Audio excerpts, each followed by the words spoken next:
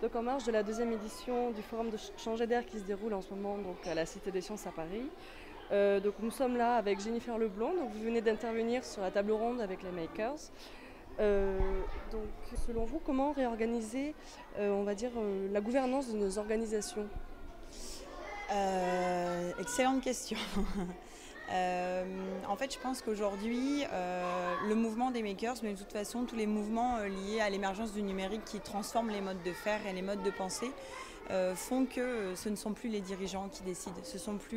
C'est pas le gouvernement aujourd'hui en France ni ailleurs dans le monde d'ailleurs qui décide de comment les organisations vont se créer, se renouveler et se réguler. En fait, ce sont les citoyens, les entrepreneurs, les innovateurs qui, de par la force qu'Internet leur donne de nombre, de partage et d'associations, qui créent les mouvements, qui créent les gouvernances.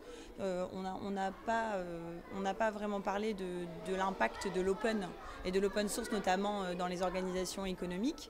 Mais aujourd'hui, beaucoup de grandes industries, beaucoup de grandes entreprises se demandent comment ces modèles sont finalement viables économiquement. Et en fait, Massimo Banzi, qui a créé Arduino, donc cette petite carte électronique de bidouille et de création d'objets intelligents, est totalement en open source. Mais open source ne veut pas dire gratuit, veut juste dire qu'elle est libre d'accès et qu'on peut y contribuer de manière libre. La société Arduino fonctionne absolument bien. Elle s'est pourtant construite sur un système open source. Voilà. Donc du coup, tout le monde peut devenir maker de certains côtés?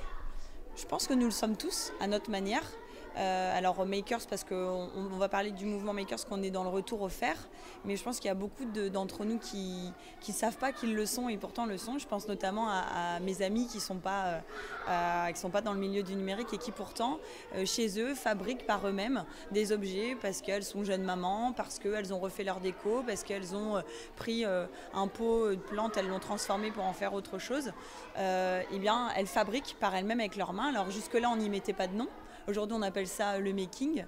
Le making parce que si demain, elles voulaient pouvoir partager leur création, la donner en libre accès, elles peuvent aller le mettre sur du do-it-yourself de Pinterest, le vendre sur Etsy ou sur A Little Market.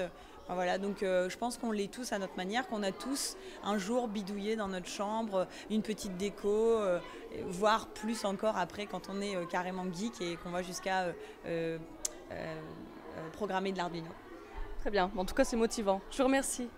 Bonne journée à vous et bon forum.